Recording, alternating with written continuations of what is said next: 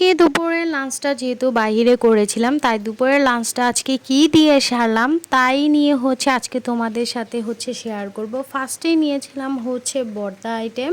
এখানে ছিল কলা ভর্তা আর মাছ ভর্তা।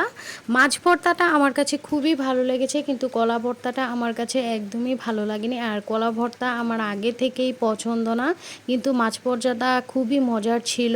বাঙালির প্রথম পছন্দ তো এই গরম গরম দুয়োটা ভাত আর ভর্তা ভাত। আর এই ভাতটাকে আমি মাছের ভর্তা দিয়ে খুব ভালো করে খেয়ে নিই, কিন্তু কলা ভর্তাটা আমার কাছে তেমনই ভালো লাগেনি। তারপর নিয়েছিলাম আলু দিয়ে করলা ভাজি। এমনিতেও আমি করলা ভাজিটা পছন্দ করি না, কিন্তু আমার হাজব্যান্ডের অনেক পছন্দ। কিন্তু এই করলা ভাজিটা আমার কাছে এভারেজ লেগেছে। করলা ভাজি দিয়ে খাওয়া শেষে নিয়ে নিচ্ছি গরুর মাংস ভুনা। গরুর মাংসটা আমার খুবই পছন্দ। গরম গরম ভাতের সাথে লেবু আর কাঁচা মরিচ নিয়ে মাংসের গ্রেভি দিয়ে ভাতটাকে মেখে খেয়ে নিলাম। আর এটা টেস্টও অমৃত।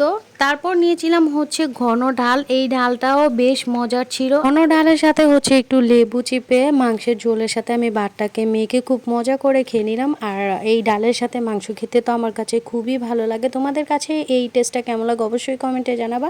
আজকে এই ছিল আমার দুপুরের খাবার, আলহামদুলিল্লাহ।